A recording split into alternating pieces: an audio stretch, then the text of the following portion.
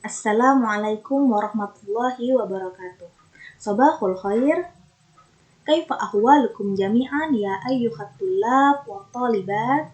Alhamdulillahirabbil alamin. Wassalatu wassalamu ala asyrafil anbiya'i wal mursalin sayyidina wa maulana Muhammadin wa ala alihi wa sahbihi ajma'in. Amma ba'd.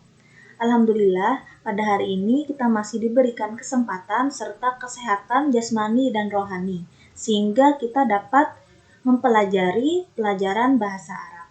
Nah, meskipun pembelajaran kita kali ini masih dilaksanakan secara daring atau pembelajaran jarak jauh, Ibu harap hal tersebut tidak menyurutkan semangat kalian untuk tetap terus belajar, khususnya belajar bahasa Arab.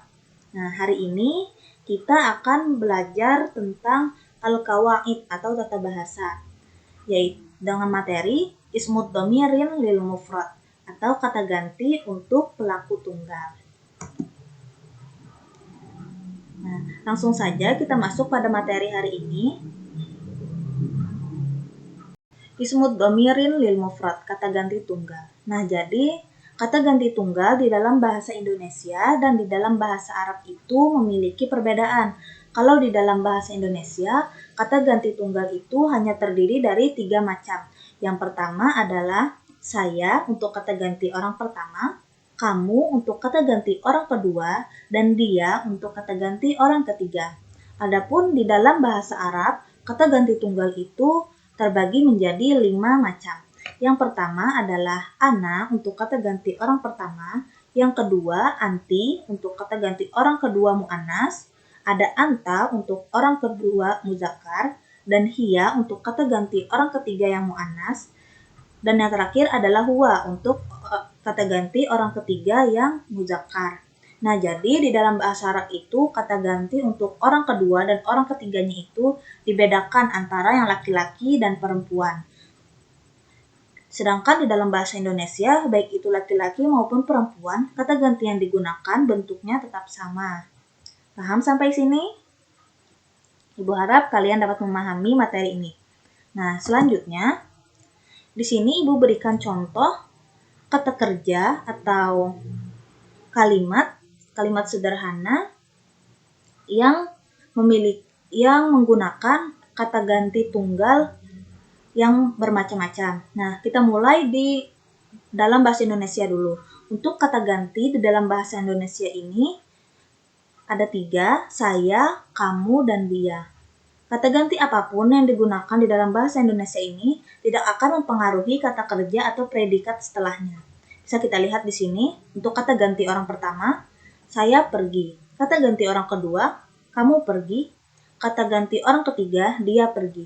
Nah, bisa kita lihat bahwa di dalam kata ganti ini, meskipun kata gantinya berlainan, tetapi predikat atau kata kerjanya tetap sama, yaitu pergi, pergi, dan pergi.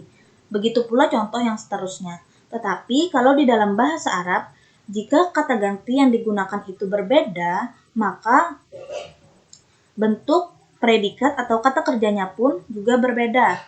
Kita lihat di sini, untuk domir ana atau kata ganti ana orang pertama, bentuk fiilnya atau kata kerjanya adalah azhabu, ajlisu, arji'u, akulu, ashrobu. Semua bentuk ini diawali dengan huruf hamzah untuk yang kata ganti domir ana.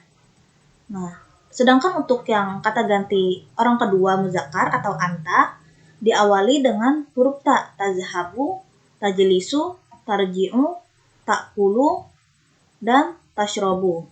Nah, diawali dengan huruf ta semua. Dan untuk kata ganti orang kedua muannas diawali dengan huruf ta dan diakhiri dengan huruf ya dan nun, seperti tazhabin, tajlisin, tarji'in, takulin, dan tashrobin.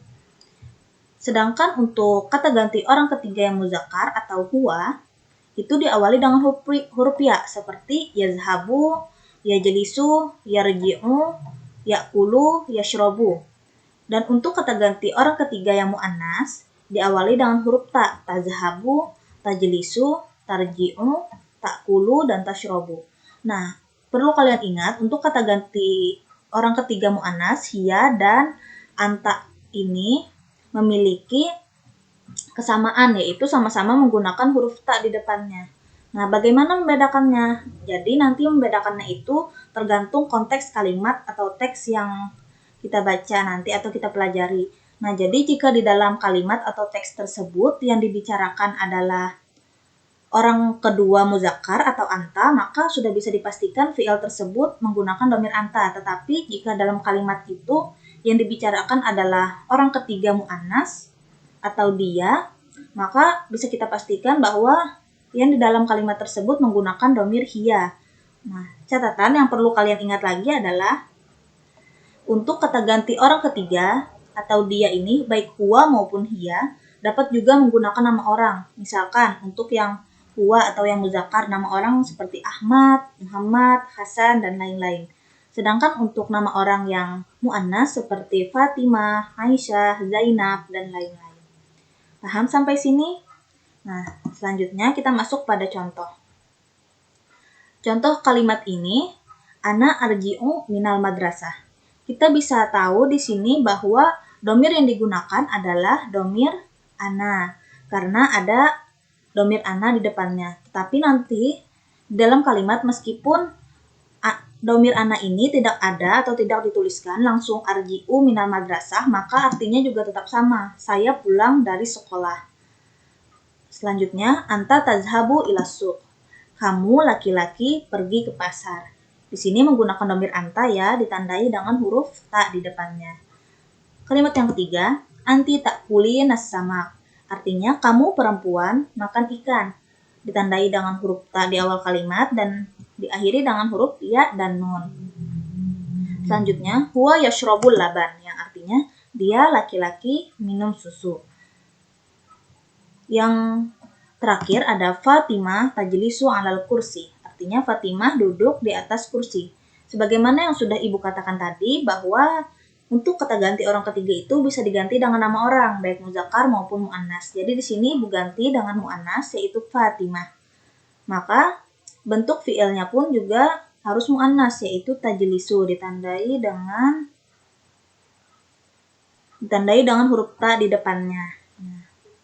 Mungkin sekian materi kita pada hari ini tentang ismud dhamirin lil mufrad atau kata ganti tunggal. Ibu harap kalian dapat memahami materi ini.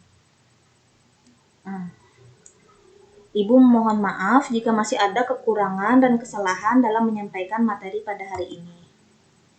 Syukron ala ihtimamikum jami'an. Wassalamualaikum warahmatullahi wabarakatuh.